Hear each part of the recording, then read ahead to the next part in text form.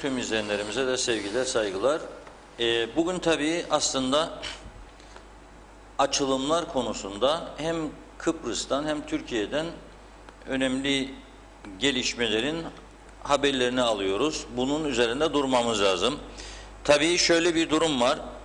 Türkiye'de gerçekten hala sıkıntılar devam ediyor koronavirüs konusunda. Her gün 1000'e yakın vaka ortaya çıkıyor.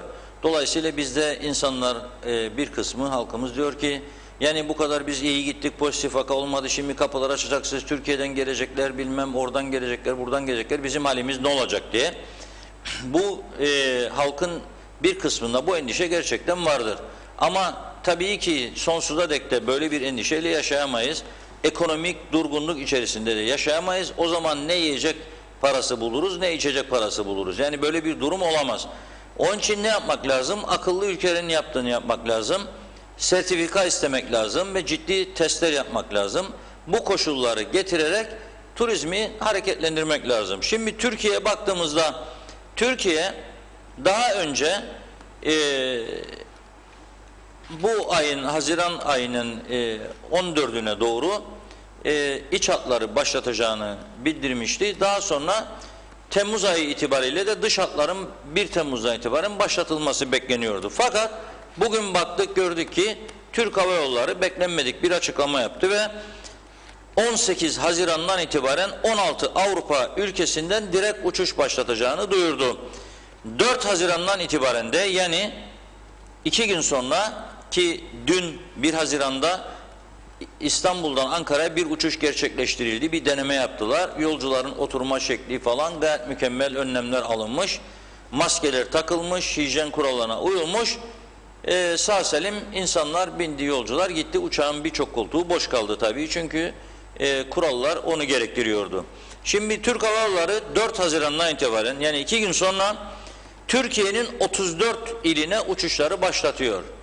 Bunun dışında 16 Haziran'a aldı 1 Temmuz'u da 18 Haziran'a aldı dış hattı da 18 Haziran'dan itibaren 16 Avrupa ülkesine uçuş başlatacak. Şimdi bizde de otellerin 1 Haziran'dan itibaren açılması kararını aldı hükümet ama bu oteller iç turizmle dolamaz. Yani verimli bir çalışma içine giremez. Dolayısıyla otelleri açıyorum işte bana para versinler de ben de hükümet olarak sıkıntılarımı aşayım, maaşları ödeyebileyim. Böyle bir durum olamaz. Kazanmayan adam sana vergi veremez. O yüzden turizmi başlatmak kaçınılmazdır. Ne yapmak lazım?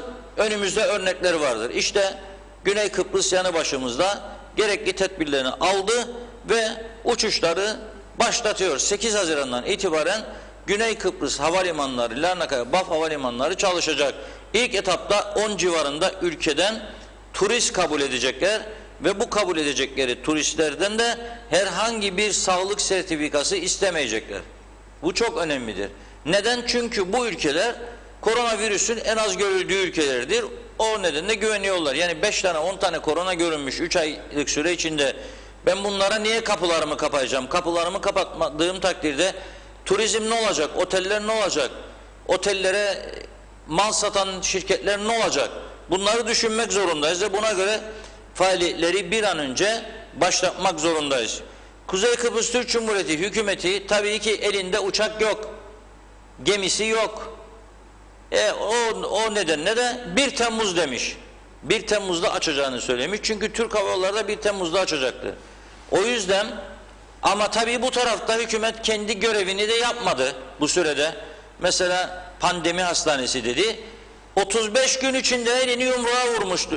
Yumruğunu masaya vurmuştu Sağlık Bakanımız. 35 gün için karışmayın siz ya dedi. Ben dedi ister çubukları dikerim ister betonları dikerim olacak dedi.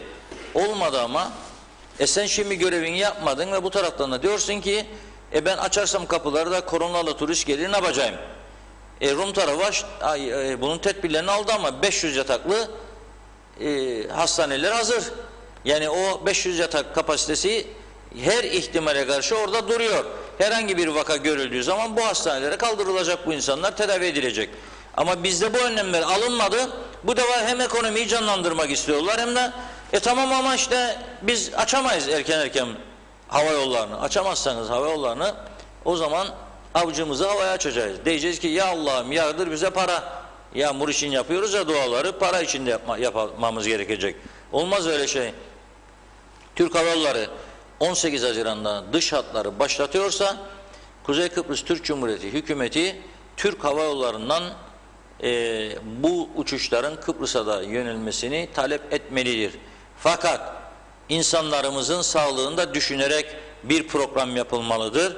Uçağa binmezden önce yolcuların koronavirüs testini yapması, bunu havaalanına vardıkları zaman, Ercan'a geldikleri zaman ilgili sağlık memurlarına ibraz etmeleri şartı getirilmeli veyahut da havaalanında parasını bir şekilde tahsil edecek şekilde ileri testler yapılmalıdır. Bu ileri testlerde sonuçların mükemmel olduğunu biliyoruz. Pahalıysa pahalı, 50 dolarsa 50 dolar ya bunu yolcu verecek ya acentesi verecek ya konaklayacağı otel verecek. Bir şekilde bir formül bulup veya üçü taksim edecek bunu.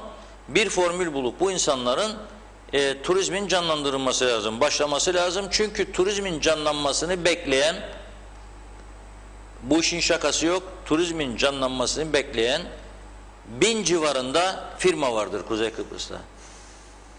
Turizm canlanmazsa bu insanlar da iş yapamaz durumda kalmaya devam ederler. Kimlerdir?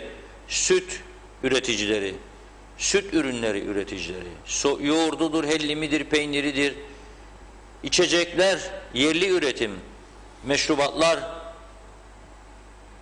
hijyen maddeler, gerek Kıbrıs üründür, gerekse Türkiye üründür ama Türkiye üründe olsa ithalatçıları Kuzey Kıbrıs'tadır. Alkollü içecekler, tütün satışları. Efendime söyleyeyim, mutfaktaki zepseler, meyveler, etler, tavuklar, bunların her şey Kuzey Kıbrıs piyasasından temin ediliyor. Bu yüzden koronavirüs süreci yüzünden doğrudan iflas eden köylerimiz vardır. Tabii maaşı garanti olan insanlarımız belki bunu bilmez ama bizler biliyoruz. Çünkü buraya geliyorlar, telefon açıyorlar, yazıyorlar. Sadece turizmden geçinen köylerimiz vardır. Ürettiği yumurtayı, ürettiği ekmekleri, hellimleri sadece otellere satarak geçinen köyler vardır. Bu köyler 3 aydır perişandır. İnsanlar perişandır. Evlerine götürecek paraları yoktur. Çocuklarının okul parasını ödeyecek durumları yoktur. Bayram geldiği zaman çocukların üzerine bir elbise alamadı bu insanlar. Dolayısıyla onları da düşünmek zorundayız. Ve hem Güney Kıbrıs'a hem Türkiye'ye bakarak bu girişimi başlatmaz. Efendim İngiltere'den gelirlerse ne olacak? Çok vaka vardır İngiltere'de. İngiltere'den Rumlar da çok sayıda vatandaşlarını getirdiler adaya.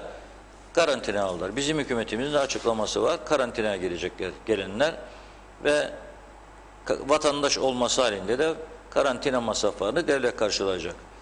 Fakat bu süre kısaltılmalıdır. Eğer Kuzey Kıbrıs Türk Cumhuriyeti'ne gelen adamın elinde sağlık sertifikası varsa o adama sizin söyleyeceğiniz git evinde karantinaya gir. Türkiye'den de bir şekilde anlaşmalar sağlanmalı. İki ülkenin sağlık bakanları bu konuda bir uzlaşıya varmalı ve bunu deklare etmelidir. İkinci önemli konu da Ercan Havaalanı dışında sınır kapılarımızın açılmasıdır. İki Toplumlu Sağlık Komitesi'nin dünkü toplantısının tırnak içinde söylüyorum olumlu geçtiği açıklandı. Rumlara da sorduk. Rum basınını da okuduk. Rum basını bugün dünkü görüşmenin olumlu geçtiğini ve ikinci bir görüşmenin yapılacağını duyurdu. Dolayısıyla bu ikinci görüşmeden sonra kapıların açılması netleşmiş olacak diyorlar. Ve bugün Rum lideri Anastasiadis'e dünkü görüşmeyle ilgili de bir sunum yapılacağı belirtildi. Tahmin ederim Cumhurbaşkanı Akıncı'ya da bu görüşmeyle ilgili gerekli bilgiler aktarılmıştır. Şimdi sınır kapılarının açılmasını isteyen kimlerdir? Onu konuşalım biraz. Bir defa güneyde iş yapan insanlardır. Arkadaşlarımız o görüntüleri bulacaklar. Bugün meclis önünde bir eylem vardı. Bu insanlar hem işlerini kaybetme tehlikesiyle karşı karşıya olduklarını söylediler. Hem de 3 aydır bu insanlar parasız kaldıkları için adeta isyan noktasına geldiler. Bu insanlar Güney Kıbrıs'a gidip çalışıp akşam saatlerinde evlerine dönüyorlar. Aldıkları paraları da burada harcıyorlar. Dolayısıyla kendileri de elbette tedbirlerini alacaklar. Koronavirüse yakalanmamak için. Aynı zamanda da sağlık kontrollerini yapacaklar. Bu şartlar öne sürülerek bu insanların güneye gidiş gelişlerine izin verilmelidir. Cumhurbaşkanı Akıncı ile Rum lideri Anastasiadis 8 Haziran tarihini konuşmuşlardı. Bu tarih üzerinde mutabık kalmalı ve sınır kapıları açılmalıdır. Hiç bunda efendim gidecekler de Rumlarda koronavirüs tehlikesi devam ediyor da bizi de hasta edecekler, böyle bir korkuya kapılmanın hiçbir anlamı yoktur. 2000-3000 tane test yapıyorlar günde. Bazı gün hiç çıkmıyor, son zamanlarda bazı gün 1-2, mesela dün de 5 çıktı. 5 çıkınca gördünüz mü, bak olabilir ama ertesi gün bakıyorsun 1 çıkıyor veya hiç çıkmıyor. Ama bizim önemli olan insanlarımız çalışmak için güneye geçtiklerinde neyse koronavirüse karşı korunma tedbirleri, o tedbirleri alacaklar ve sağlık sertifikaları da yanlarında olacak. Bu insanların işini, gücünü kaybetmemeleri için bunu yapmazsa bir devlet, o zaman onlara o kaybettikleri maaşları ödemek zorundadır. Varsa bunu yapabilecek, buyursun yapsın. 1520 kişi çalışıyor güneyde, ortalama maaş da 1650 eurodur. Bunun hesabını, kitabını yapsınlar. Neyse çıkacak rakam 3 milyonun üzerinde, euronun üzerinde bir rakam ödeyebilirlerse her ay bu maaşı bu insanlara, otursunlar evlerinde, gidip gelmesinler.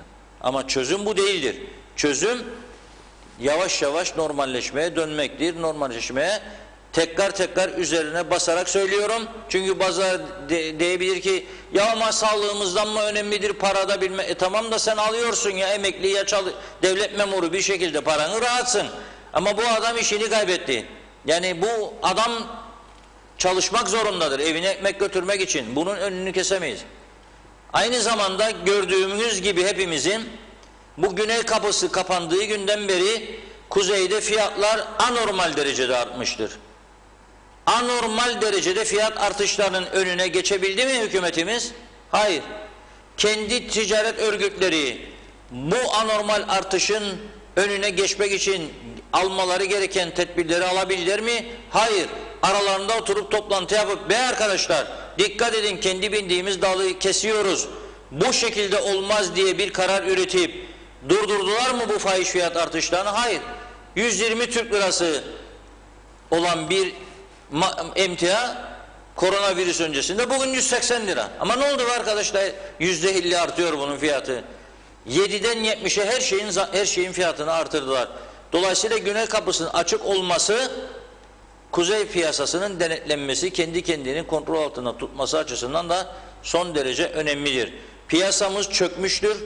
Bugün Diyalog Gazetesi'nin manşetinde Girne turistik limanımız vardır. Bu meclis önündeki eylemi iyice izleyelim ama ve görelim, bu insanlar eğer artık dayanamaz noktaya gelmemiş olsalardı bu eylemi yaparlar mıydı bugün?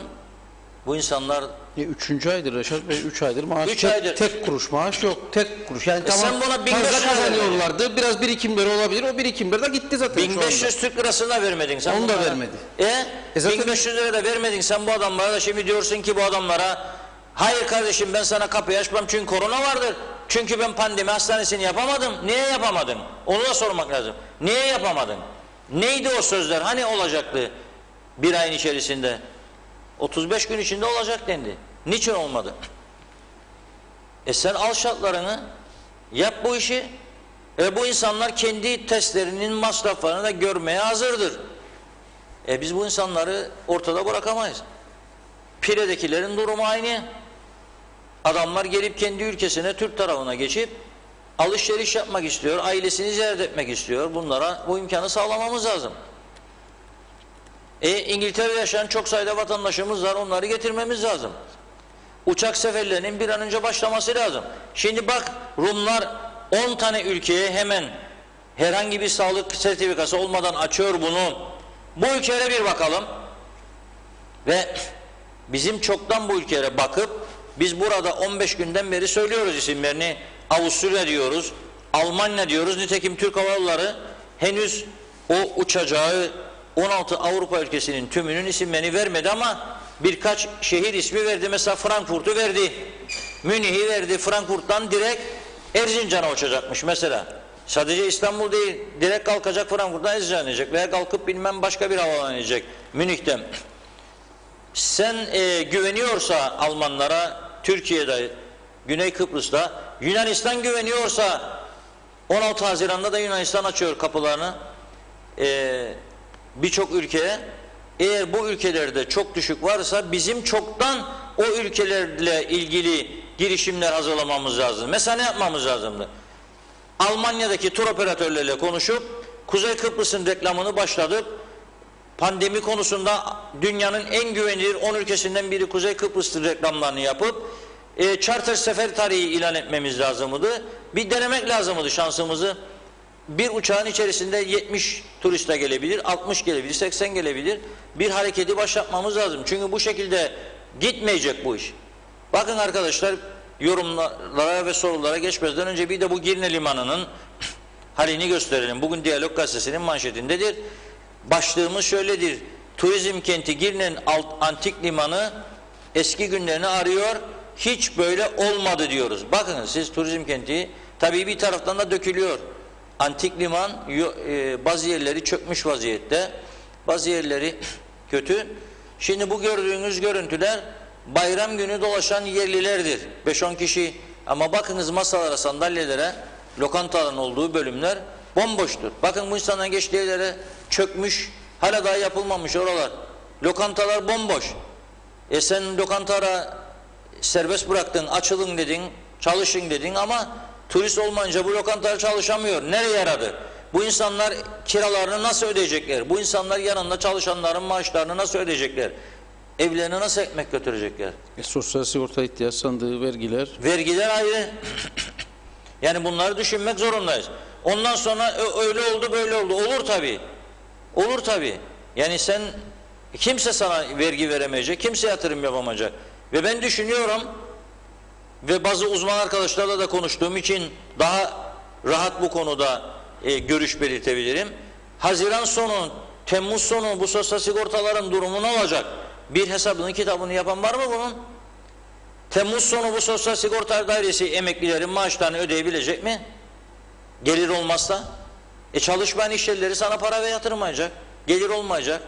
O yüzden yani başlatmak zorundayız. Harekete geçmek zorundayız. Aman tamamen kapandık evimizin içine, aman aman böyle kalalım. Tamam da para olmayınca nasıl ödeyeceksiniz maaşları? Yani ötekiler de insandır ya. Rum tarafı planını, programını yapmış. Bakın Haziran ve Temmuz ayında daha az turist hedefleri var. Ama Ağustos ayında doğrudan 600 bin turist hedefleri var. 600 bin insan gelecek Güney Kıbrıs'a bir ayın içinde. Hadi bakalım bütün Rumlar bayrağı çeksin, İslam bayrağını istemeyik de olabilir mi böyle bir şey? Olabilir mi? Herkes tedbirini alacak, oteller de alacak, lokantalar da alacak, uçak şirketleri de alacak, havaalanları da alacak. Ben her gün haber okuyorum Rum basınında havaalanlarında alınan tedbirlerle ilgili. Rum Ulaştırma Bakanı bir haftada her gün konuşuyor. Hermes Airport şirketi, Larnaca BAF'ı çalıştıran şirket yöneticileri her gün açıklama yapıyorlar aldıkları önlemlere ilişkin. Bizim Ercan'dan haber var mı ya? Ben hiç duymuyorum. Ne oldu? Ercan'la kapattılar. Ercan uyuyor orada. Biz de uyuyoruz. Olmaz böyle, uyuyarak bu süreci atlatmamız mümkün değildir. Serkan Atayler diyor ki sınır kapıları açılırsa bizim gibi İngiltere'deki birçok Kıbrıs Türk vatandaşı da gelebilecek. Acaba Larnaca'da bize yapılan testleri KKTC devleti Metehan'da kabul edecek mi? Yoksa Rum'un testini tanımayıp tekrar Metehan'da bizden test mi istenecek? Kabul etmek zorundadır. Çünkü Rum'un yaptığı testler bizim yaptığımız testlerden daha güvenilirdir. Bu açık. Bunun Türk'ü, Rum'u, milli davası yoktur. Onlar daha sağlıklı, Avrupa Birliği standartlarında test kitleri alıyorlar. Sertifikalı, onaylı. Onlarla yapıyorlar, daha güvenilirdir. Onun için pozitif vaka çıkıyor. Bu gerçek. Bir de Metehan'da ellerinde yeterince test olup olmayacağı da bilinmiyor. Görünen o ki KKTC'de yeterince test kiti yok. Bir de karantina durumu var. Testi negatif olanların karantinaya almasınlar. Evimize gidip bir hafta kapağalım, yoksa tatil yapacağız diye 2 hafta karantina, 2 hafta tatil, hiçbir turist Kıbrıs'ta olsa da bir ay kalamaz Kıbrıs'ta demiş. Teskiti alınacaktı, evet, eksildiydi. Son zaten 20'lerde 30'larda yapılıyordu. Dün ilk defa 500 küsur yapıldı zamanlardan sonra. Herhalde gelmiştir kit diye bir tahminde bulunalım. Ama yeterli mi bilmiyorum tabii. Rumların kapıları açıktır. Güneyde çalışana karantina yok. Geriye dönersek 14 gün karantina var ve 60 euroyu biz ödeyecekmişiz diyor Zafer Erbilen. 10 Mart'tan beri iş yerlerimiz kapalı. Devletin lütfettiği 1500 TL zar zor bir defa aldık. Zaten kira ve elektriğe gitti. Ne yiyeceğiz, ne içeceğiz? Bu kadar insanın kaderini 4 müsteşara mı bırakacaklar diye soruyor Yusuf Umut Yeter Miroğlu. Tabii bu müsteşar işte kararı veren sonuçta siyasettir. Yani müsteşarları da yaptılar orada. 5 tane müsteşarı sanki onlar karar veriyormuş gibi.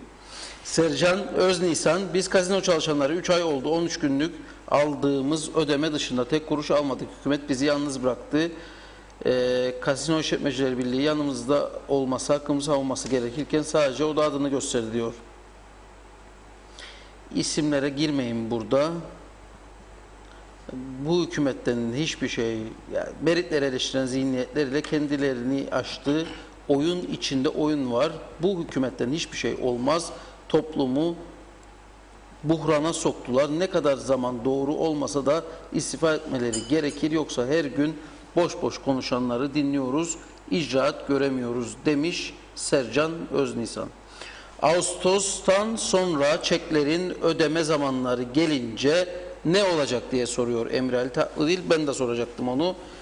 3 Ağustos dediler son. Çünkü çeklerin crosslanacağı gün. Ne olacak? Kredi kartları, faizler, çekler hepsi bir anda gelecek. İşte o zaman filmin sonunda mutlu son olmayacak sanırım diyor Emir Ali abimiz. Tedbirlerimizi alalım Reşat Bey ama kontrollerimizi kim yapacak diye soruyor Şevket Bey de. 1500'leri soruyor Leyla Kontrollerimizi sağlık görevlileri yapacak. 1500 TL ödemeleri tekrardan yapacaklar ve almayanlar var. Alanlara da ikinci ödemede vermeyip ilk almayanlara verecekler galiba demiş İbo Can.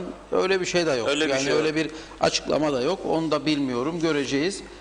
Bir bardak soğuk su içeceğiz anlaşılan diyor Yusuf Bey de.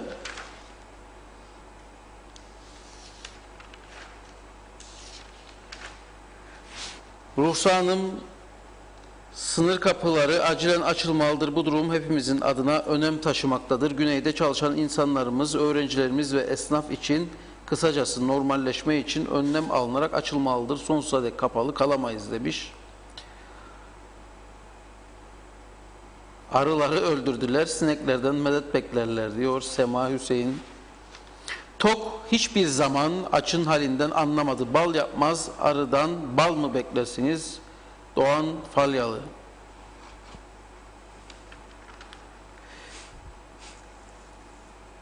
Evet. Tekrar gelenler var.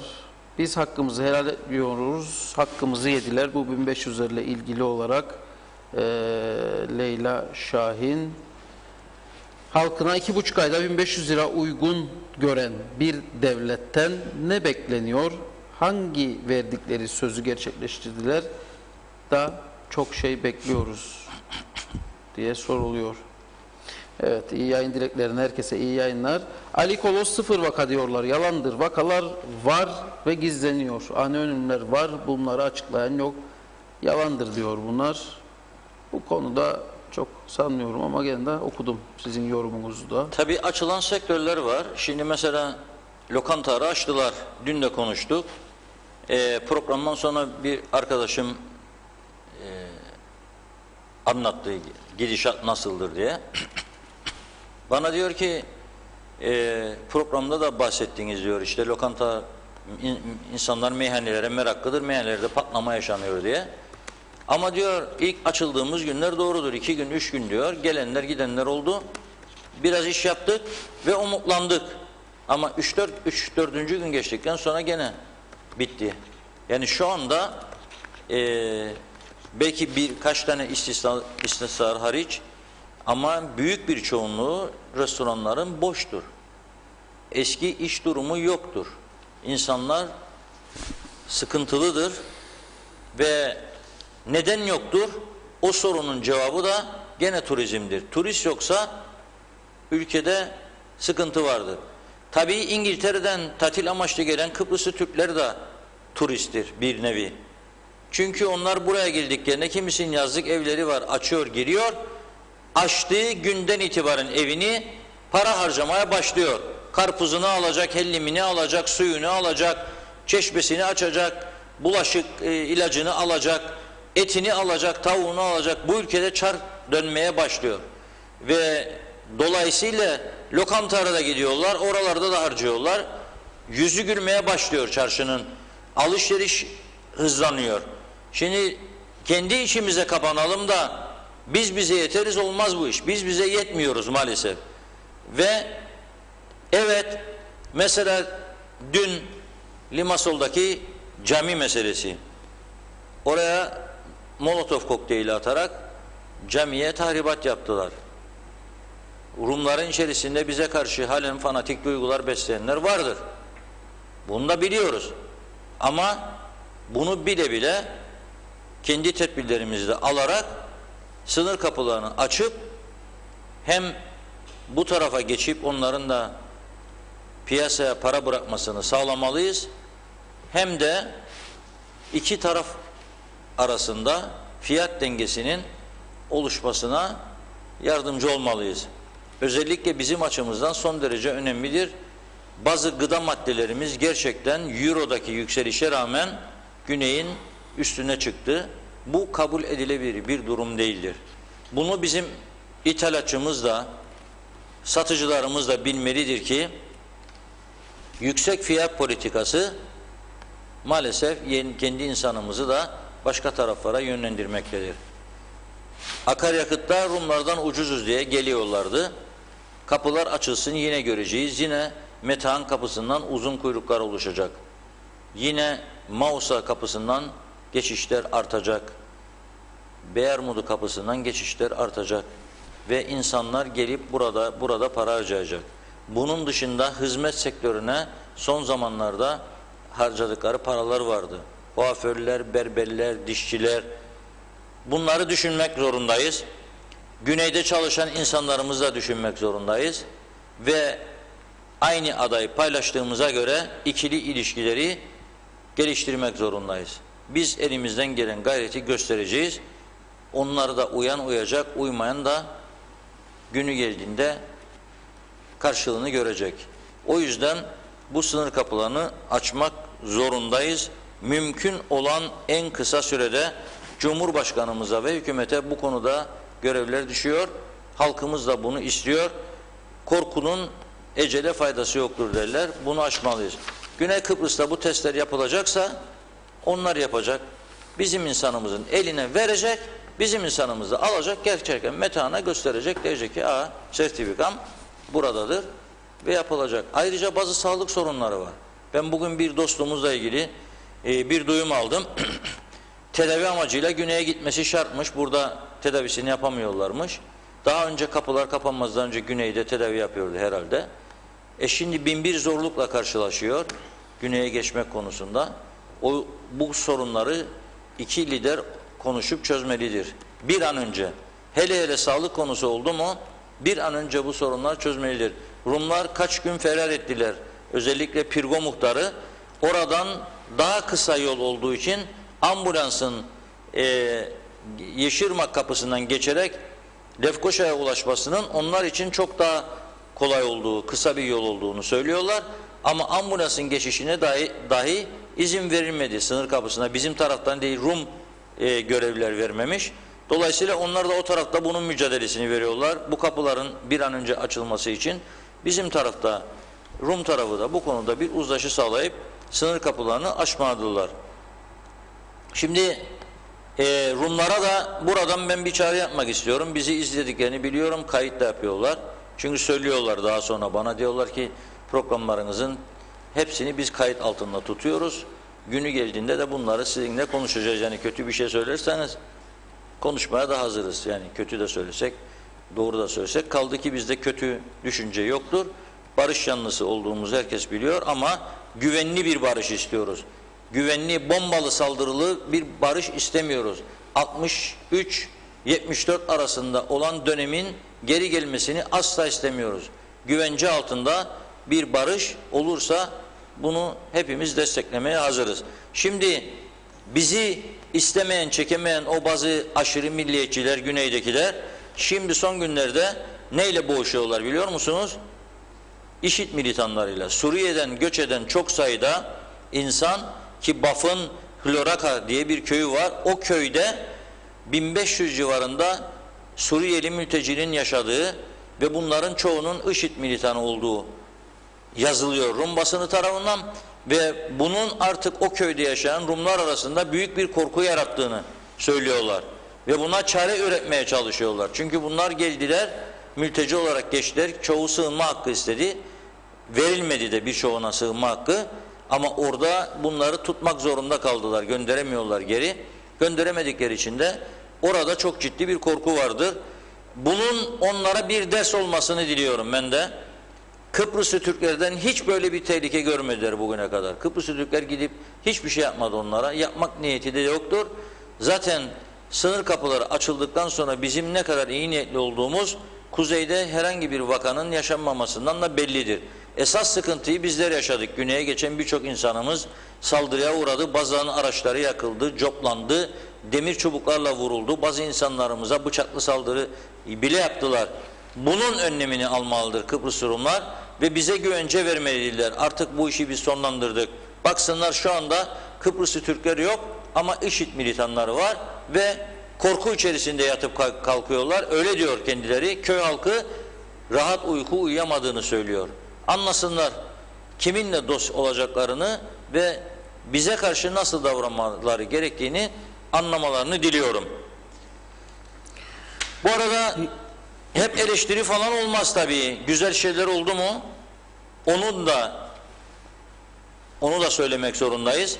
Diyalog gazetesinde geçtiğimiz günlerde yani çok son bir hafta içerisinde bir manşetimiz olmuştu. Piknik alanından görüntülerin yansıtmıştık ve demiştik ki hemen Beşparmakların eteğinde bulunan bu piknik alanında insan boyuna ulaşmış kuru otlar ve çöpler temizlenmezse çok ciddi bir felaket kapının önündedir. Yeniden orman yangınları söz konusudur. Bu otlar ve pislikler bir an önce temizlenmelidir. Orada yüzlerce kırık cam şişeleri vardı, çöpler vardı, otlar insan boyundaydı. Fakat teşekkür ediyoruz Orman Dairesi bu yapıcı uyarımızı dikkate alarak oraya gidip o otları dün temizledi ve o ciddi yangın tehlikesini de ortadan kaldırdı. Arkadaşlarımız gitti. Tabii bu görüntüler bunlar önceki görüntülerdi. Temiz görüntülerden de. Temiz görüntüler şimdi bundan sonra ekrana gelecek. Bunlar temizlenmezden önceki hali. Bu da dün Orman Dairesi'nin başlattığı çalışmalardır. Arkadaşlarımız gitti, orada gördü. O bütün daha önce gördüğümüz o kuru otlar bir güzel temizlenmiş çevrede ama insanlarımıza da görev düşüyor. Lütfen buralarını eskisi gibi kirletmeyelim. Piknik yapmaya gidiyorsak bizden sonra piknik yapacak olanları da düşünmeliyiz. Ve orman yangınlarına karşı da tedbirlerimizi almalıyız. Kuru otları değil, kırık cam şişelerini etrafa fırlatmamalıyız, çöpleri atmamalıyız. Temiz bulduğumuz yerleri temiz bırakarak ayrılmalıyız. Doldurun poşetlerin içerisine çöpleri. Orada çöp bidonu varsa doldurun çöp bidonun içine. Ama çöp bidonu yoksa veya dolup taşmışsa bana ne deyip etrafa fırlatmayın. Arabanıza koyun. Götürün evinizin önündeki çöpün içine atınız. Nasıl evimizde yemek yediğimizde çöpleri oturma salonun içine fırlatmıyoruz. Dışarı çıkıp çöp bidonun içine atıyoruz. Piknik yerine gittiğimiz zaman da bunu yapmak zorundayız. Ülkemizin temizliği, güzelliği için. Bu teşekkürden sonra da Çok şikayet geldiği için Gönneli Belediyesi'ne adres gösteriyorum. Rica ediyorum Sayın Belediye Başkanı'ndan, Yenikent bölgesi sinekler yiyor insanları. Daha önce de çağrı yaptım. Başlamıştı bir miktar çalışma. O kadarla kaldı bayram öncesi. Bayram sonrası unutuldu. Giriniz oraya. Boyacı evleri var. Oraların etrafına bakınız. Ağaç boyu olmuş kuru otlar. Yangın tehlikesi artmış. Ama evler, oradakilerin tümü hem sineklerin hem de farelerin istilasına uğramış vaziyettedir. Yazık, günahtır. Bu yaşam tarzı değildir. Sadece bunun için bile bu ülke terk edilebilir. Ben her gün her gece farelerle yapmak istemem. Orada oturmuyorum ama orada otursam gerçekten bütün mahalleliyi dizerim yola. Kabul edilemez böyle bir şey. Herkesi sokağa dizerim. Çıkın bakalım, siz de konuşun. Sadece şikayet etmek değildir. Fare istilası altında uyumak istemem, çocuklarımı da uyutmak istemem. Ne münasebet. Temizlik parasını alıyorsunuz, aydınlatma alıyorsunuz, kanalizasyon alıyorsunuz, su parası alıyorsunuz. Bu paralar festival yapmak için mi yoksa görkemli binalar yapmak için mi? Temizliği de yapmak zorundasınız. Ana göreviniz temizliktir. Rica ediyorum Sayın Belediye Başkanı'ndan, duyarlı olduğunu da biliyorum. Bir an önce insanlar perişan haldedir. Oralardan çok şikayet alıyorum. Her gün. 2 hafta önce yine konuşmuştuk bunu. Bayram girdi araya, gene durdu. Lütfen bu işle ilgilensin Sayın Belediye Başkanı. Bugün telefonda halledebileceğim bir işimiz, sırf Mausa Kale içini görmek için oraya gittim. Gözümle görmesem inanmazdım. Resmen hayalet şehir gibi incin top oynuyor. Dükkanların bazıları açık ama içeri giren kimse yok. Belki bu güneye gelecek 600 bin turist, kapılar açılırsa günübirlik kuzeye de geçer. Başka umut yok gibi diyor Levent Yüksek kardeşim. Arda Polat ulaşım diyor. 2 gün oldu, her yer açıldı. Hala daha toplu taşımacılıkla ilgili hiçbir haber yok. İş yerlerimiz açılıyor ama dolmuşlar yok. İşe gidemiyoruz. Taksiyle işe gidecek lüksümüz ve paramız yok. Yeter artık, dolmuşlar başlasın lütfen. Dile getirin, biraz zorlayalım. Reşat Bey bu konuyu da dile getirsin lütfen. Piknik alanlarındaki temizlik gibi, belki bunu da duyarlar.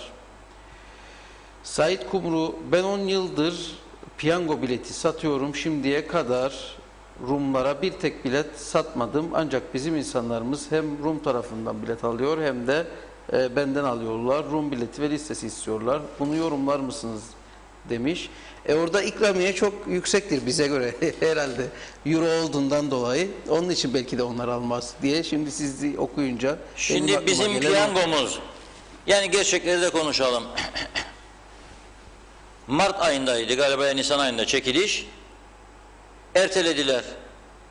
Mart ayıydı. Nisan'a erteledik dediler. Nisan bitti. Mayıs bir açıklama yok. Gene diyalog. Biz dürttük. Yani bizimle uğraşanlar bilsinler ki biz bu gazeteciliği yapıyoruz be arkadaş. Halka aydınlatma görevimizi yapıyoruz. Yapmayanlarla uğraşsınlar. Biz oturup masa başında birilerinden menfaat bekleyerek birilerine saldırmak için yapmıyoruz bu mesleği. Bu mesleği sevdiğimiz için, bundan zevk aldığımız için, gurur duyduğumuz için ve halka hizmet için yapıyoruz. Halka aydınlatma görevimizi. Sorun bakalım dedik arkadaşlardan. Ne oldu be bu piyango biletleri? Mart ayıydı, Nisan dediler. Nisan bitti, Mayıs bitiyor dedik. Ve nihayet biz 4. sorunca dediler ki Haziran ayına alındı. Açıklayın arkadaşım. Açıklayın. Sonra bir devlet idare ediyor bu işi. Belli ki bu daire de siyasetin baskısı altındadır. Her hükümet değiştiği zaman piyango müdürlüğü de değişiyor. Her müdür değiştiği zaman uygulamalar değişiyor. Reklam yok, tanıtım kampanyası yok, böyle bir bütçeleri yok. Böyle bir uygulamaları yok. Reklam verecek olsalar telefonlar geliyor siyasilerden, baskı, bizim partinin gazetesine vereceksin diyor. Bizim partinin televizyona vereceksin diyor. Satmıyor, okunmuyor veya çok az satıyor, çok az okunuyor. Olsun diyor. Sen ona kaydır diyor. O bizim partinindir diyor. Bu devlet böyle yönetildi bugüne kadar. Böyle geldi, böyle gidiyor. Bundan da ne kadar medet umacağım ben yani. Bana derler ki ne olacak geleceğimize, ne olacak geleceğin? Ben de bilmem. Yani bu şekilde bir gelecek olmayacağı da gözler önündedir ama. Gözler önündedir. Onun için partilerimizi zorlamalıyız. Bizim hiçbir partiye karşı düşmanlığımız yahut da aksi bir düşüncemiz art niyetimiz yoktur. Ama onları zorlamalıyız hep birlikte vatandaşlar olarak. Daha doğru dürüst iştahat yapın. Eğer bir birimin başında piyango işlerinden gerçekten anlayan, reklam tanıtım konusunda uzmanlığı olan, çalışkan, üretken bir müdür varsa, ekibini kurmuşsa, hükümet değişti de senin partinin rozetini takmıyor diye adını almayın görevden. Çünkü yenisini getiriyorsun, hiç bilmiyor. Öğreninceye kadar zaten görev süresi bitiyor. Hükümet gene değişiyor, gidiyor, başkası geliyor. Bu piyangoculuk ticaret işidir. Ne kadar iyi reklam, ne kadar iyi tanıtım, ne kadar güzel organizasyon, o kadar satış, o kadar da kârdır. Ben daha önce açıkladım, İngiltere'de yaşayan vatandaşlarımız bilecek. Baksınlar bir geçmiş tarihe. 1996 yılı İşçi Partisi iktidara gelecek, seçim var. Nasıl geldi iktidara? Dedi ki ben dedi hastanelerin sayısını artıracağım. Yurt dışından doktor gelip çalışmasına izin vereceğim çünkü yasaktı. İngiliz vatandaşı olmayanlar doktorluk yapamazdı. Hastane sayısını bu kadar artıracağım, doktor sayısını bu kadar artıracağım, hemşire sayısını bu kadar artıracağım. İki de eğitim önemlidir onlarda. Sağlık ve eğitim. Bütün Avrupa ülkelerinde.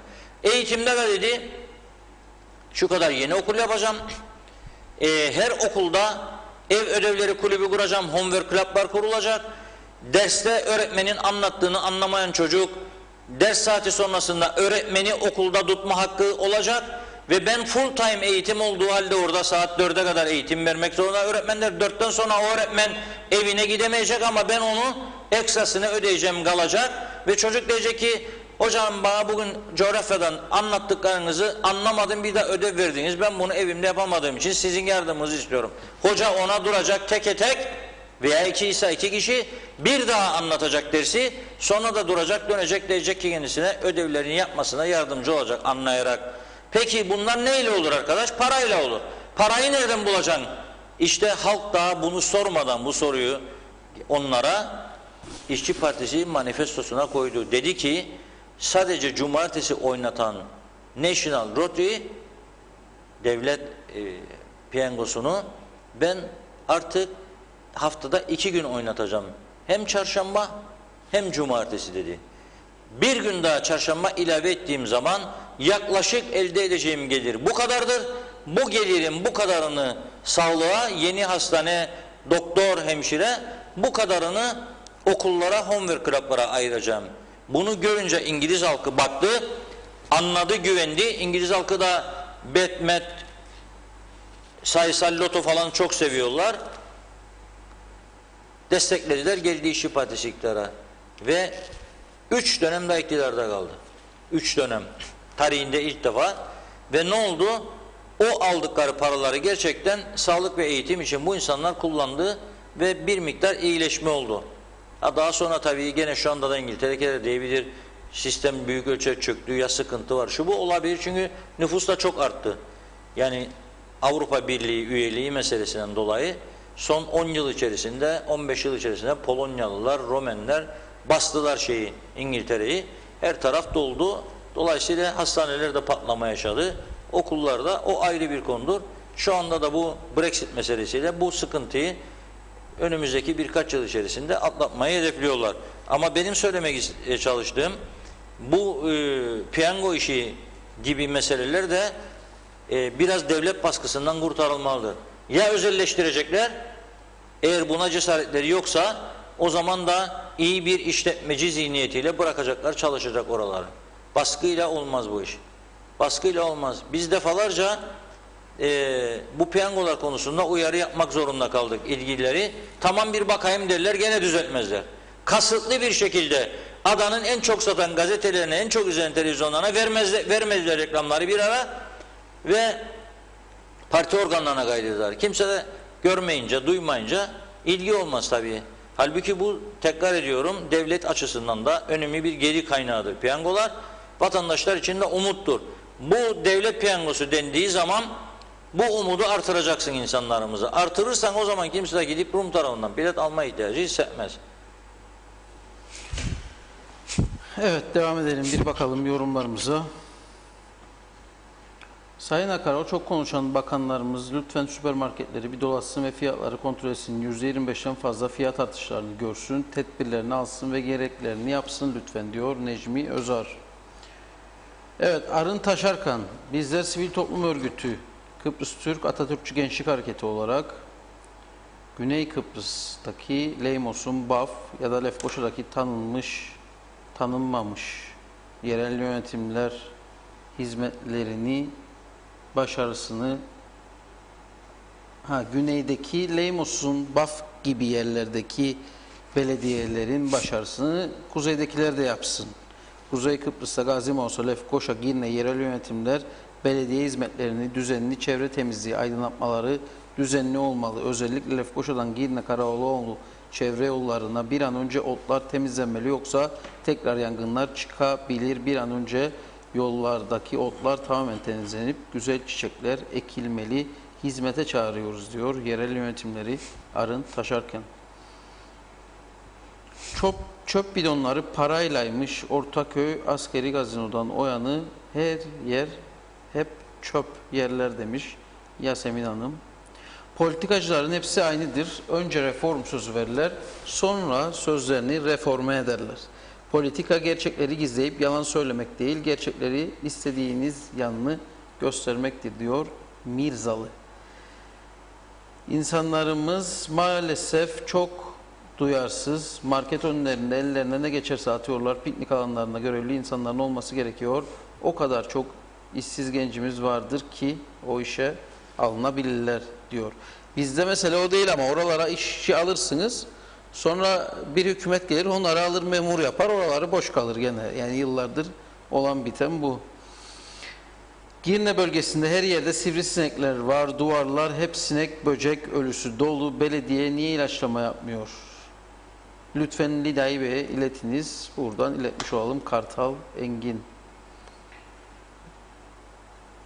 Yıllardır düşündüğüm gibi bu hükümetin ve gelmiş geçmiş KKTC hükümetlerinin bu ülke vatandaşı için kayda değer bir şey yaptıklarını düşünmüyorum. Bundan sonra da yapacaklarına inanmıyorum diyor Dinçer Gülsev ve devam ediyor.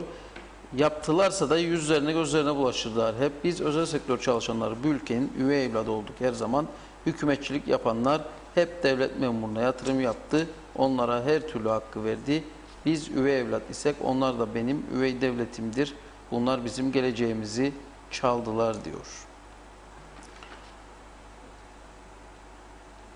Mausa'da aynı 1-2 gün ilaçlama yapıldı. Ondan sonra yok diyor Yeter Miroğlu. Evin duvarları sivrisinekten geçilmiyor. Devam edelim. 2 yıldan fazla oldu, 25 kuruş verdik bu poşetlere. Bu para bir fonda birikecekti, çevre için harcanacaktı. Hangi çevreye harcandı, yoksa o da bu dönemde kamu maaşlarına mı aktarıldı diye soruyor Levent kardeşim. Evet, o bütün fonlar toplandı zaten bir yerlere. Çöplerden iyi para topladılar. Toplamaya da devam ederler. Naylon poşetlerden daha doğrusu o poşetlerden aldıkları gelirlerle çevreye bakacaklardı. Ama şu anda yoktur. Bir defa öncelikli konu eskimiş çürümüş yasaların değiştirilmesidir. Çevre konusuna önem verdiğini iddia ediyorsa bizi yönetenler, öncelikle bu cezalarla ilgili yasaları düzeltmek zorundadırlar. Bu programda defalarca tekrarladığımız bir gerçek var. Eğer bugün herhangi bir vatandaşımız bir kamyon çöpü gidip de istediği yolun içine tam ortasına dökerse ve buna belediye 8 Türk lirası ceza verebiliyorsa sadece, bu ülke düzelmez arkadaş. Bu ülke düzelmez. Bakın Rum tarafı, bizim en büyük özelliklerimizden biri araba sürerken cep telefonu kullanmaktı. Koronavirüs sürecince sokağa çıkma yasağı uygulandığında trafik kazaları, yani belirli saatlerde çıkma hakkı olduğu halde vatandaşların markete gitme, oraya buraya gitme, trafik kazaları yok denecek kadar azalmıştı. Ne zaman akşamları da serbest bırakıldı, başladı yine trafik kazaları. Hemen hemen her gün her yerde 3-4 tane kaza oluyor. Bunların bir kısmı hafif olanlar polis bültenine dahi girmiyor. Büyük olanlar giriyor. Ve dikkat ediyorum, ben mesela Girne'den Lefkoşa'ya gelirken bakıyorum, her 10 araba sürücüsünün en az 6 tanesi 7 tanesi cep telefonuyla konuşuyor. Nedendir bu? Bu devlet korkusu yoktur, ondandır. Yoktur. Ve insanlar bu yanlış, bu kötü alışkanlığı bırakmıyor bir türlü. Hem eleştiriyorlar, otursak bir araya gelsek, o bir saat önce cep telefonuyla konuşan ve yolda giderken sağa sola, arabasıyla sağa sola kayan, zikzak yapan sürücüler, oturalım konuşalım. Şimdi derler ki, doğrudur ya, cep telefonu tehlikelidir, konuşmamak lazım. Doğrudur yavrum, tarhana gittiğimiz zaman cep telefonuyla konuşmuyoruz. Konuşamazsın ki, öyle bir ceza gelir ki şimdi 150 euro oldu. Hadi bakalım. Kapılar açılsın diyoruz ya, kapılar açılsın, güneye gidiş gelişler başlasın, aldansın da biri güneye gittiğinde cep telefonuyla konuşsun bakalım. 150 eurodur cezası anında. Durdururlar seni, çek kenara derler, 150 euroyu ödedirler sana anında. Bizde cezalar çok düşük. Kontroller yok denecek kadar az. Koronavirüs günlerinde polisler gece gündüz sabahladılar, yollardaydı. Önlemler bitti, şu anda yollarda polis görmüyoruz hiç gene. Yok. Bu bir organizasyon işidir. Bunu oturup konuşmaları lazım. Daha sıkı denetim, daha güvenli bir ülke. Vatandaşlarımız güvenmesi lazım yaşadığı ülke. Sinekler konusu. Adanın her tarafı pistir. Adanın temiz olan hiçbir tarafı kalmadı. Mausta da kirlidir, Girne'de kirlidir, Lefkoşa'da kirlidir. Her taraf kirlidir. Her tarafta sinekler vardır. Her tarafta böcekler vardır. Fareler vardır. Yılanlar vardır. Ne olacak bu iş ya? Bu kadar güzel bir ülkeyi bu kadar kötü mü yöneteceğiz? Bu kadar kötü bir şartlarda mı yaşatacağız insanlarımızı? Tabii her şeyi devletten bekliyoruz ama biz kendi kendimize de düşen görevler var. Yani çöpümüzü atmayacağız sokağa. Araba kırmızı ışıkta duruyor, açıyor camını, atıyor paketi, arkasında da başkanın olduğunu gördüğü halde, yani dikiz anası görüyor, başkanı da var. Aldan da bir şey söyle bakalım. Niye attın de bakalım. Ne olacağını bilemezsin ki.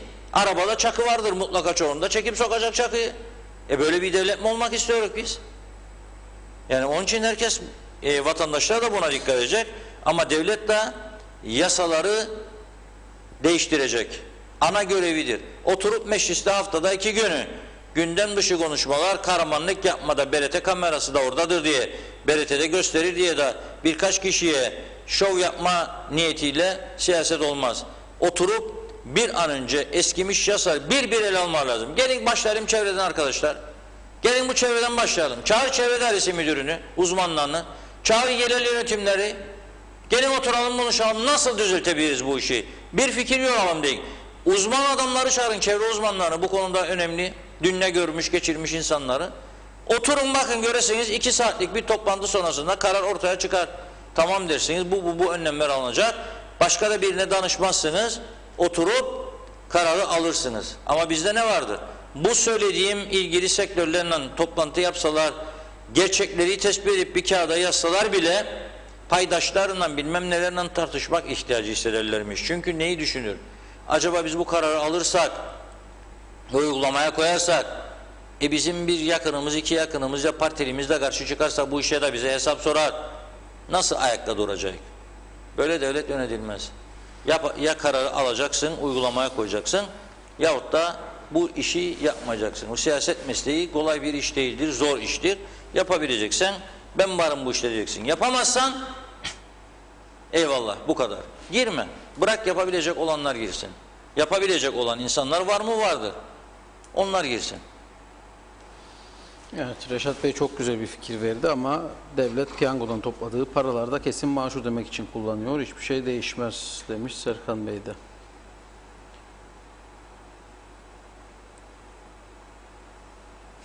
Evet. Diyalog TV soruları devam ediyor Reşat Bey, onu da söyleyeyim. Ona da cevap vereceğim şimdi. O zaman onu da alalım. Şimdi tabii Diyalog TV 1 Mayıs'ta biz burada yayın yaparken bu saatlerde başladıktan bir süre sonra yayınlarımız kesildi. Bilmeyenler için tekrar anlatıyorum. Normalde Kuzey Kıbrıs'ta 6 tane yerel televizyon var. 3 tane de devletin kanalı var. BRT 1 var, BRT 2 var, BRT bilmem ne var. Bilmiyorum. Bunun da anormal derecede lüks olduğunu, gereksiz olduğunu defalarca söyledim. Söylemeye de devam edeceğim. 3 kanalın 2 tanesi aynı anda aynı şeyi gösteriyor. Ne gerek var o zaman? Uydu parası veriyorsunuz. Üçüncü kanal, bu ülke 300-400 bin nüfuslu bir ülkede ne gerek var? Bunları her zaman söyledim, söylüyorum. Ama bütün bu kanallar yayın izinlerini, lisanslarını Kuzey Kıbrıs Türk Cumhuriyeti Yayın Yüksek Kurulu'ndan alırlar. Yayın Yüksek Kurulu'nda bir yığın şartları vardır. Hissedar şartları var, sermaye şartı var, 10 bin dolar peşin yatırma şartı var, 100 bin dolar garanti gösterme şartı var. Bunları yerine getirirsiniz, size lisans veriyor. Bu lisansı aldıktan sonra siz TürkSat'a başvuruyorsunuz uyduya çıkmak için. Biz de 6 yıldan beri diğer yerel televizyonlar gibi uydu üzerinden yayın yapıyorduk. Çünkü Kuzey Kıbrıs'taki insanların %95'i evlerinde ve iş yerlerinde televizyonlarımızı, yerel televizyonları ve Türkiye televizyonlarını TürkSat üzerinden izliyor. Karasal yayıncılık vardı bir zaman. Hani o damların üstüne koyduğumuz küçük antenler vardı, rüzgarlarına kırılırdı, devrilirdi. O dönem bitmiştir. %5'i bile şu anda insanlarımızın izlemiyor. Dolayısıyla birisi de dün Sayın Ersin Tatar'ı ziyaret etmiştim. Fotoğrafın altına yazdı. DVB-T yayınları bir an önce devlet uygulamaya koymalıdır. O da Rum tarafında şu anda uygulanan yayıncılık sistemidir. Ve yer altından fiber optik kablolar döşenmiştir. Kuzey Kıbrıs'ta Rumlardan çok önce 5-6 yıl öncesinde, ama devlet bunu bir türlü uygulamaya geçirmeydi. Geçirmiş olsaydı Kuzey Kıbrıs'ta yaşayan insanlar uyduya çıkmadan, TürkSat uydusuna gerek duymadan evinde tüm yerel kanalları izleyebilecekti. Bunun için de bir miktar masraf yapılması lazımdı. Yapmadı KKTC devletleri. Halbuki çok daha fazla para harcayarak bu kanalların ayda 9 bin dolar olan, daha önce 15 bin dolardı, yıllardır uydu parasını devlet ödüyor. Bu kadar fakirlik çeken, bu kadar yokluk çeken bir devlet her ay her televizyon için şu anda 9 bin dolar ödüyor 2 yıldan beri, ama ondan önce 15 bin ödüyordu. Ve biz de buna sürekli karşı çıkıyorduk. Diyorduk ki bırakın rekabet edelim, iyi habercilik yapalım, halk bizi görsün, kurumlar, kuruluşlar güven versin, güvenilerini alalım, sonra onlardan reklam alalım ve reklamlarla gelirlerimizle kendi ayaklarımızın üstünde duralım. Hücuma uğradık siyasiler tarafından. Ne demekmiş, biz de işte devlet verecekmiş, bizlere değilsek de öteki veremezmiş falan filan. Yahu insanlara param yok diyorsun, 1500 liraları veremiyorsun. İnsanlar perişanlık çekiyor, açlık çekiyor. Sen bana uydu parası veriyorsun. Bunu yapacağına bak, hazırdır altyapısı, geçir bir an önce. Geçirmedikleri için biz de mecbur kaldık. Bu sisteme adapte olduk, mecbur kaldık. Yapacak bir şey yok.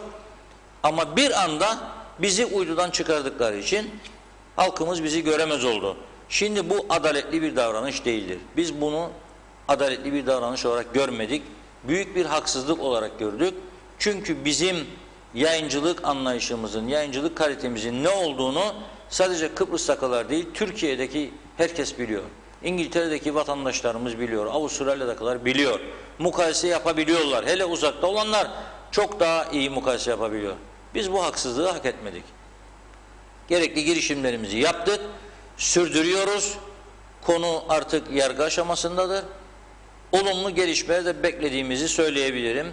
İnşallah yakın bir gelecekte bu yanlış karar düzeltilecek ve Diyalog TV eskisi gibi evlerimizde, iş yerlerimizde izlenebilecek duruma gelecek.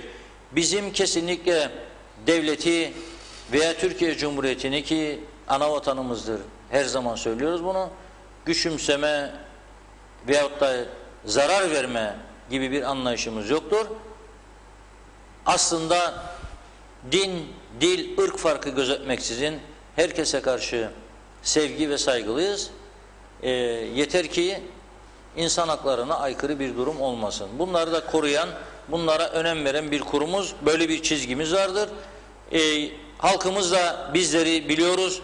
Şu anda sosyal medyadan bizi YouTube üzerinden, Facebook üzerinden izleyenlere de çok teşekkür ediyorum. Ve rica ediyorum, ta ki normal yayınlarımız başlasın, uydu yayınlarımız, bütün yakınlarınıza telkinlerde bulunmanızı bekliyoruz. Arkadaşlarınıza, aile dostlarınıza daha çok paylaşım, daha çok izlenme, daha çok Diyalog TV'yi sahiplenme. Bunları sosyal medyada artırdığımız sürece normal uydu yayınlarımıza kavuşmamız da daha hızlı bir hal alacak. Ama yakın bir gelecekte her şeyin yoluna girmesini bekliyoruz. Çünkü bir yanlışımız yok, bir suçumuz yok. Her şey ortada. Bunun bir an önce düzeleceğini umuyorum. Önceki günden bugün daha umutlu olduğumu söyleyebilirim. İnşallah yanılmayız. Evet. Son yorumları da okuyalım. Bu arada yeni bilgi verelim. 3 pozitif vaka var Güney Kıbrıs'ta. Bugün yapılan 1473 testte 3 pozitif vaka var.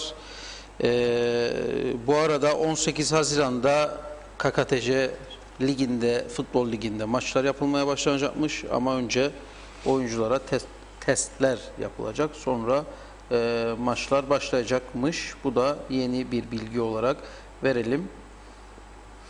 1500 TL ile ilgili bugün toplanacaklardı. Yeni bir bilginiz var mı diye Henüz yok. soru Evet, var. toplanacaklar da bugün biliyoruz ama Çok da ümitlenmemek lazım, onu söyleyeyim. Ama yeni bir bilgi şu an yok. Sayın Akar, yıllar var bu ülkede DVB-T yayınları var ve devam ediyor. Selvili Tepe ve Kantara'dan, doğudan ve batıdan Kanal 21 ve 45 üzerine izleniyor. Halkımıza bunun izlenmesi için çağrı yapınız. DVB-T'de yok ama birçok kanalımız yok DVB-T'de zaten. Onun için de ayrı para istiyor tabii devlet.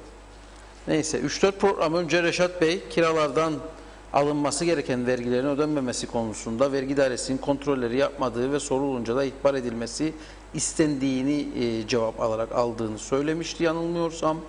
O gün yetişemedim yazmaya. Ben beyaz kimlik sahibi yarı vatandaş olarak kendi Rus ev sahibimi Nisan 2018'de dilekçe yazmak suretiyle şikayet ettim. Çok memnun olmuş gibi göründüler bana. Siz o evde hala kalıyorsanız müfettişimiz geldiğinde kontrole çok etkili olur dediler. Evet dedim, hala o evde oturuyorum. Şimdi de oradayım. Haziran 2020 oldu. Hala bekliyorum. Ne gelen var ne giden. Evet, bu konuyu daha önce konuştuğumuz konulardan biriydi. Çok konuştuk, çok yazdık. Ben çok da söyledim kapalı toplantılarda da. Eski Başbakanına da, Maliye Bakanlarına da söyledim. Maalesef bana da söylenen eski Maliye Bakanımız tarafından ihbar etsin vatandaşlar da bakalım dediydi. Öyle şey olmaz. Senin ülkende buna alışmış bir sistem vardır. Yani sözleşmeyi yapıyorsun, parayı alıyorsun ama vergi beyanını yapmıyorsun. Bu sistem olduğu için bu ülkede kendiliğinden bu sistemin düzelmesini bekleyemezsin. Bunun çok güzel yolları vardır. Üniversitede diyeceksin ki kira sözleşmesini size ibraz etmeyen öğrencinin kaydını yapmayacaksınız. Bu kadar basit. Kaydını yaparken bunu istediğin zaman sen o sözleşmeyi yapmak ve maliyeye ibraz etmek zorundadır. Maliye Bakanlığı'nın mühürü vurulacak üstüne, alacak elinde o kağıdı, gidip okulda kaydını yaptıracak. Veya bu ülkede yaşıyorsa belediyeye gittiği zaman sayaç bağlansın, su sayacı veya elektrik kurumuna, o kira sözleşmesinin damgalı mühürlü götürüp verecek. O zaman da devlet vergisini alacak. Devlet de vergi alırken insaflı davranacak. Rakamları ödenebilir düzeyde tutacak. Aldığın paranın %10'unu bana ver dediği zaman adam düşünür, 2000 lira ben evi kiraya veririm, 200 lirasını benden alacak. %5 yaparsan 100 lira alacak, o zaman daha gönüllü olacak. %7 yap, 6 yap, 5 yap, 4 yap. Daha uygun bir seviyeleri çek ama bunu da denetle. İhbar yapan adam var, bak ihbar yapan adama karşılığını veremiyor. Çünkü gidip denetleyecek adamı yok. Ama sistemi sen zorlarsan bir yere giderken okula kayıt, elektrik kayıt, su kayıt, bu gibi işlemleri yaparken bunu sen mecbur hale getirirsen o zaman zaten herkes bu işi yapmak zorunda olacak. İhbarlara da gerek kalmayacak. Yani biz herkesin, her insanın evinin önüne, her iş yerinin önüne bir tane polis, bir tane vergi memuru koyamayız ya. Öyle bir güç hiçbir ülkede yoktur. Ve bir de dediğim gibi cezaları artırırsalar o zaman caydırıcı ceza olunca herkes daha rahat gerçekleri söyleyecek, daha rahat beyanlarda bulunacak. Korkacak çünkü, diyecek ki bak bunu yapmasak bu tür sıkıntıları yaşarız. O yüzden yapacaklar. Bunun başka bir çaresi yok. Ümit Mustafa, Kıbrıs Cumhuriyeti sokaktaki köpeğe değer verip 50.000 euro ayırdı. Aç kalmasınlar ama KKTC devleti Güney'in emekçilerine ve asgari ücretli insanlara aç bıraktı. Yardım etmedi, önlemi bile almadı. Yazıklar olsun diyor. Yılmaz Nasiboğlu, Boğaz Piknik Alanı özel sektör çalıştırıyor demiş. Öyle değil, yani bir kısmı özel, bir kısmı kamuya açık. O kamuya açık bölümüdür zaten bu halde olan. Yoksa özelin çalıştırdığı yer gayet tertipli, düzenlidir. 2 nokta var yani orada Yılmaz Bey. Oğuzhan Nasipoğlu, Perşembe gün meclise taşıyacak çevre cezalarını demiş. Perşembe gün tabii gündem dışı, yani önemli olan yasa yapmak, yani konuşmak değil. Tabii. Yasayı yapmak lazım. Yani konuştuğumuzda Konuşacak, bir şey olmaz. orada salonda 2 kişi dinleyecek kendisini. Evet. Salon bomboştur. Biraz önce konuştuğumuz piyango meselesi var. Mustafa Bazıbağlı Bey mesaj gönderdi. Programın altına yazamıyorum diyor. Elimde 2 tane diyor yerli 18 Mart tarihli devlet piyangosu var diyor. Tam bilet diyor. 2 kez ertelendi diyor. Ancak o gün bugün oldu. Sormama rağmen diyor olumlu cevap alamadım. Ne zaman çekilecek diye sorarım diyor kimse. Son çekilişte onlar da alacak herhalde. Bana söylemedi diyor ama benim bildiğim bizim muhabir arkadaşlarımızın yaptığı haberde Haziran ayı içerisinde, ama tam gününü unuttum. 18 Haziran'dı 18 Haziran gibi bir çekiliş yapılacak. Mustafa Bey böyle maalesef. 18 Haziran'da inşallah diyelim, tekrar Bakalım yönetimi hemen Reşat Bey, olmasa. ben aldıydım.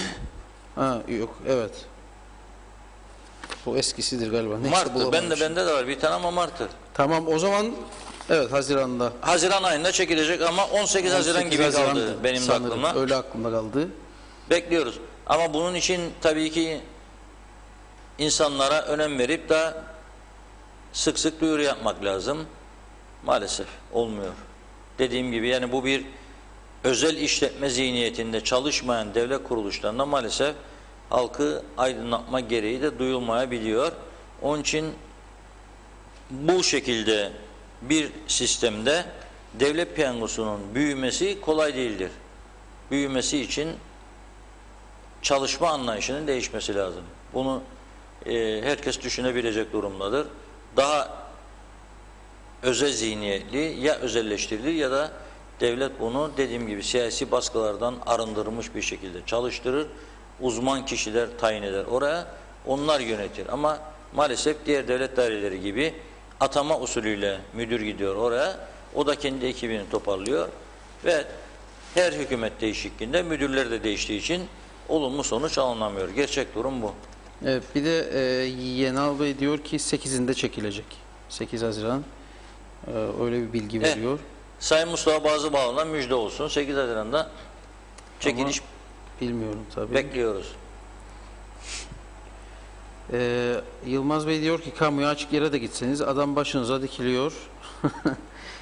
Yani ben de çok gidiyorum oraya ama öyle değil. Yani açık, onun yetki alanı var. Ona verilen bölge var. Oraya giderseniz para istiyor. Zaten çok bellidir. Diğer taraf tamamen pislik içindedir. O oturma grupları filan.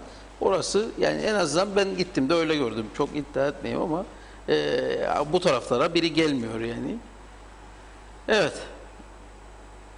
İsmet Bey soruyor. Tatar ile görüşmüşsünüz. Reşat Bey. Yayınlarla alakalı mı? Ersin Bey dün atmıştı fotoğrafı. Başbakan Sayın Ersin Tatar'la dün bir görüşmem oldu, doğrudur. Diyalog TV yayınları ve başka bunun gibi bazı ülke sorunlarını kendisiyle bir süre görüştüm. Düşüncelerimi aktardım. Diyalog TV'ye hükümetin desteğini istedim, doğrudur. Yayınların açılması için. Bugüne kadar destek görmediğimizi ve bunu üzüntüyle karşıladığımızı da anlattım. Gerçekten de resmi bir açıklama olmadı bize destek beyanında. Sayın Tatar bize yayınlarımızın açılması konusunda destek vereceklerini söyledi. Bekliyoruz. Evet. umutluyuz ama dediğim gibi bizim de zaten Türkiye nezdinde girişimlerimiz var. Yargı aşamasına kadar da getirdik. İyi bir görüşme oldu diye düşünüyorum Sayın Tatar'la. Dünkü görüşmemiz neticede hükümetin başıdır. Bazı konuları bilmesinde fayda vardı. Böyle bir görüşmemiz oldu. Yararlı olduğu düşüncesindeyim. Evet, son yorumu da okuyalım. Özgün Bey diyor ki, Özgün Özsemen, Reşat Bey size hep izliyorum. Halkımızın büyük kesimi de izliyor. Bir şey fark ettim. Halkımız birçok sorunlara karşı da duyarsız kalıyor. Neme lazımcılık dönemi aldı başını gidiyor. Günün sonunda bedelini yine bizler ödeyeceğiz demiş. Evet Reşat Bey, noktalayalım. Evet. Yavaş yavaş. Yarın yine saat 16.30'da karşınızda olalım. Yine gelişmeler neyse, konuşulması gereken ne varsa dopra dopra saat 16.30'da burada karşınızda olacağız. Nevzat Akçagil muhtarımız diyor ki bizim köyümüzde diyor güzel bir iş yaptılar. Evet. Akçay muhtarlığı gibi Görneş muhtarlığı da iyi çalışıyor. Nevzat Akçagil muhtarımız kırsal kesim arazileri 2018'de dağıtılmıştı diyor. Şimdi biz bunların diyor temizliğini yaptık. Arsaların parselasyonu da herhalde yapılmıştır.